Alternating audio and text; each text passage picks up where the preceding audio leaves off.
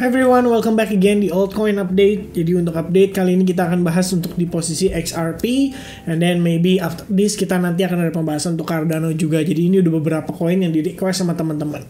By the way, before kita lanjut, saya pengen coba minta tolong teman-teman untuk komen di kolom komen juga pada altcoin update ini, koin apa yang kira-kira berpotensi. Jadi saya dapat masukan juga dari teman-teman di Advance Group. Kebetulan tadi kita habis live session, ada yang menarik untuk Avalanche. Katanya Avalanche akan ada event juga besok.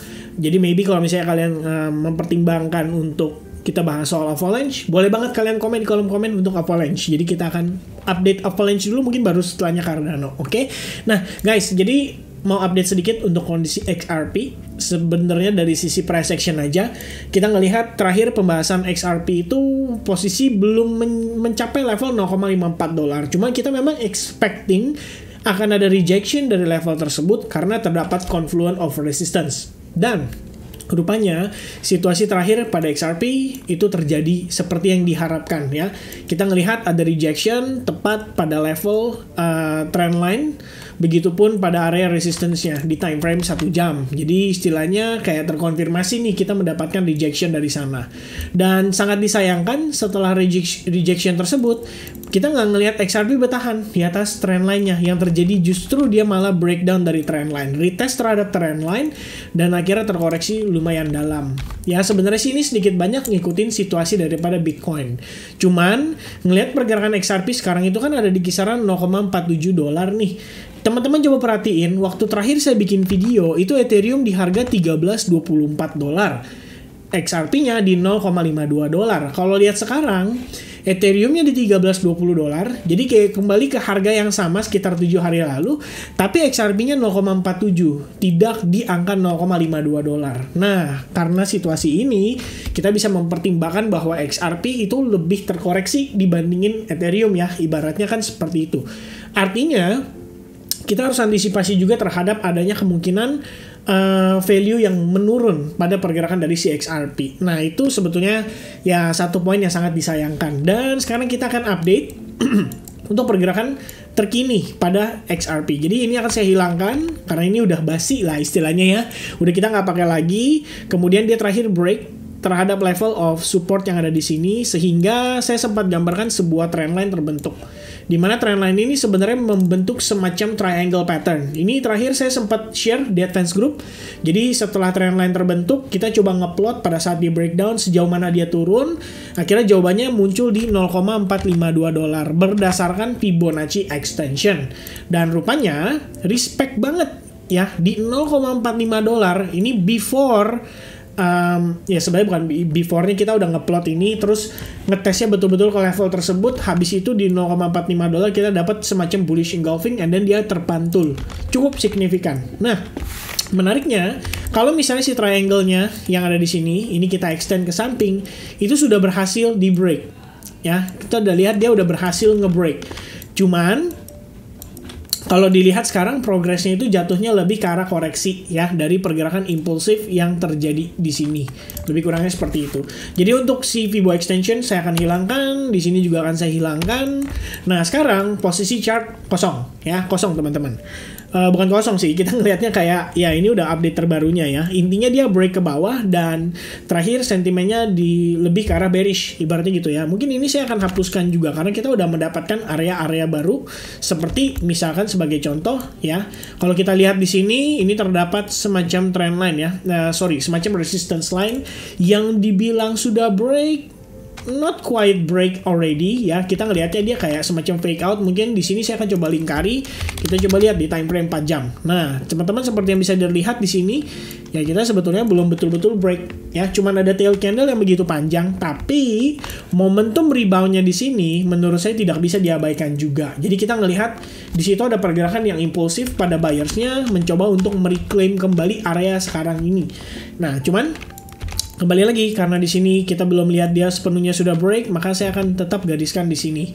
Dan ini akan saya consider sebagai area high-nya untuk saat ini. Jadi bisa dibilang ini kayak semacam resistance ya, jatuhnya kayak semacam resistance. Nah, kira-kira begini teman-teman. Ini resistance saya taruh di sebelah kanan biar kelihatan. Oke? Nah, kira-kira begini ya. Lalu kalau misalnya kita lihat posisi dari bagian atasnya. Ini sebenarnya terdapat trendline juga yang kelihatannya saat ini itu berfungsi sekali sebagai resistance-nya. Jadi kalau misalnya kita mau lihat si XRP itu somehow kembali bullish, minimal dia harus break dulu nih terhadap trendline ini untuk dia bisa ngetes terhadap level resistance tersebut. Maka kita lihat dulu bagaimana progresnya. Kalau teman-teman gunakan Fibonacci retracement, kalian tarik dari top to bottomnya juga, di sini bisa terlihat ya. Kita ketahan di kisaran Fibo 61,8. Mungkin supaya lebih precise saya akan tarik di body candle-nya seperti ini. Karena posisi kita pun terakhir memang mendapati area resistance di sini. Ya. Jadi kita bisa considering saat ini kita bertahan masih dalam market struktur yang cenderung ke arah bearish, akan tetapi impulsive move yang ini itu tidak bisa diabaikan, dan ternyata kita ketahan itu precisely di Fibo 61,8. Cuman masalahnya adalah kita juga belum berhasil break terhadap si trendline yang menjadi resistance-nya untuk saat ini. Jadi kalau saya lihat dengan kondisi saat ini, sebetulnya sih alangkah lebih baik kalau misalnya kita menunggu hingga adanya break dulu terhadap si area resistance ini. Minimal kalau kalian perhatikan di sini terdapat support. Ya, support, kemudian di sini sebagai resistance. Jadi kalau misalnya dia break, nanti kita baru masuk pada saat dia pullbacknya. Mungkin itu bisa menjadi pertimbangan ya untuk memanfaatkan situasi koreksi yang terjadi pada si XRP saat ini. Toh kalau kita lihat, menurut saya ini patut diperhitungkan juga soal reboundnya ini ya, karena dengan demikian kita jadi bisa menilai bahwa saat ini ya XRP minimal dia ikut euforianya ya, walaupun dibanding dengan yang lain dia terkoreksi lebih parah gitu ya. Jadi kalau misalnya diperhatikan juga di area yang sama ini terdapat area resistance yang harus bisa di break. Kalau misalnya dari sini kita mendapati si XRP berhasil break, baru nanti kita akan mencoba mempertimbangkan. Kalau buat saya sih, saya mungkin baru akan coba pertimbangkan untuk re-entry lagi terhadap futures-nya. Gimana saya akan melakukan long position pada XRP. Tapi dengan catatan, sekali lagi kita harus berhasil break terhadap trendline resistance-nya dulu. Oke, jadi sementara itu yang saya personally untuk perhatikan untuk si XRP.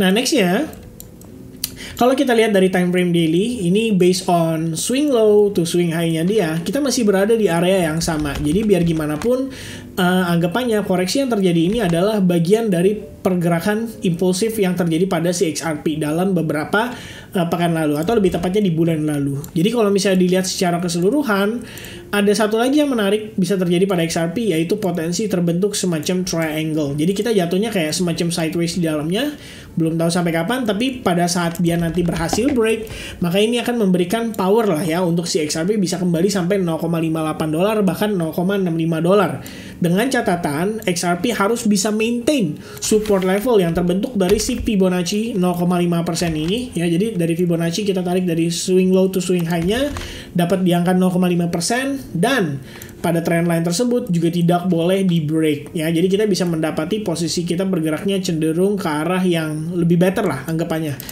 Ya harapannya sih seperti itu, tapi kembali lagi semua tergantung dari price action-nya juga. Jadi kita perlu melihat bagaimana reaksi XRP pada area-area tertentu. Seperti sekarang kita berada pada level resistance-nya. Kalau misalkan ini berhasil break, maka kita bisa ngelihat ada potensi lah untuk XRP bisa kembali meneruskan kekuatannya dari pergerakannya beberapa waktu yang lalu.